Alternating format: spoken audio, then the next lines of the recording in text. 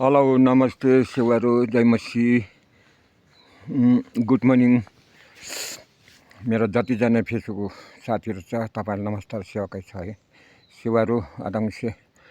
म एकछिन बिजनबारी जाँदैछु भाइ आज छुट्टी मिल्यो कि मेरो अलिकति सामानहरू बनाउनु पर्ने छ कि यो इलेक्ट्रिक रन्डाहरू इलेक्ट्रिक यो के भन्छ यो कटरहरू बिग्रेको छ र बिजनबारी जाउँ भनेर गाडी पर्खिँदै मेरो घरमुनि जिरोमा बसिरहेको छु हो। अब त गाडी आउँछ कि भनेर बसेको यो जिरोमा मेरो घरमा जिरो छ नि यो पर सरगमजाईको जाने बाटो यो सरगमजाईको जाने बाटो हो यो बिजनमा जाने बाटो हो। बसिरहेको छु गाडी आउँछ कि भनेर अहिले करिबन कति बज्यो भन्दाखेरि 9:10 रहेछ छिट्टो गएर आउँ भनेर हो झर्दैछु है। हुन्छ गाडी आउँछ होला अब हिँड्दै गर्नु पर्यो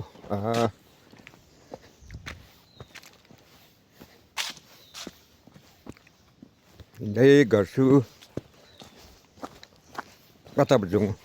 उता तुम्बाकतिर जाउँ कि फर्कौँको तुम्बाकतिर जाउँ कि कता के गर्नु यहाँ हाम्रो प्रिया छोरी हाम्रो ग्राम पञ्चायतको मेम्बर घर छेउमा जाँदैछु यहाँसम्म गाडी आयो भने त धेरै सुविस्ता हुने जङ्गलमा जाँदैछु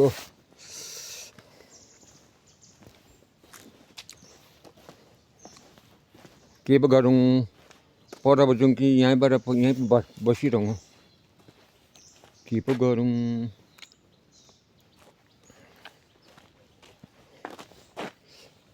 साथीहरू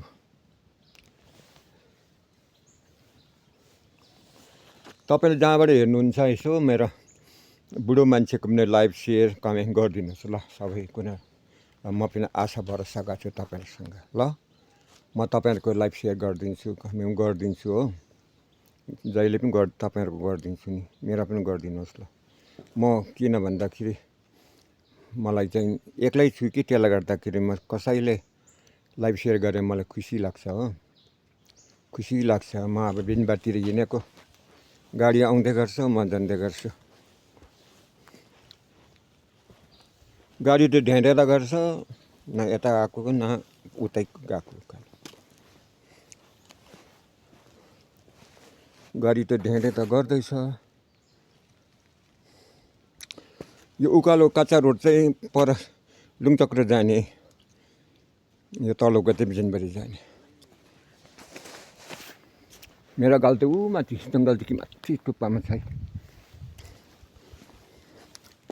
जाँदैछु यहाँ पर्खिनु पर्यो यहाँ एकछिन बस्छु यहाँ बसेर गर्नु पर्यो ऊ पर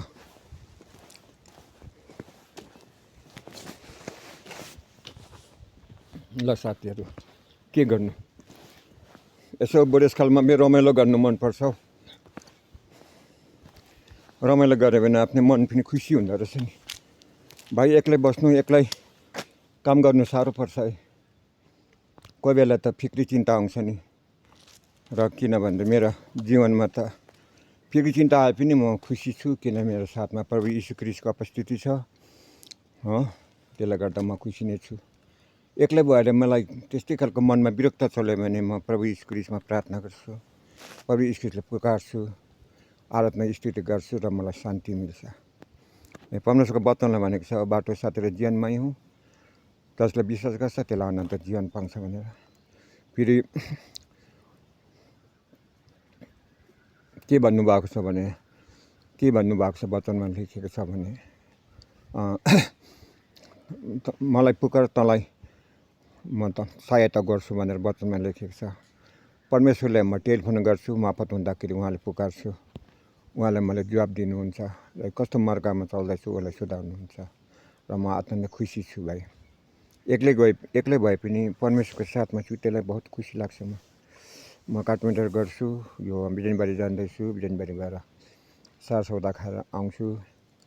र म खुसी छु बेला बेला त यस्तो प्रकार निराश भएर आउँछ सांसारिक कुरा सम्झिँदाखेरि तर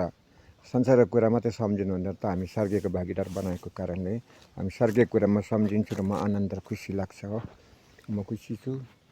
म प्रार्थना गर्छु, आराधना गर्छु, स्तुति गर्छु। म चर्च सुन्छु, आउँछु। प्रभुको मेरो साथमा प्रभु छ। धन्यवाद छ तपाईँले जहाँबाट हेर्नुहुँदैछ। तपाईँ म आशा भरोसा गरेको छु। तपाईँ लाइक, सेयर, कमेन्ट गरिदिनुहोस् ल, सब्सक्राइब गरिदिनुहोस् ल।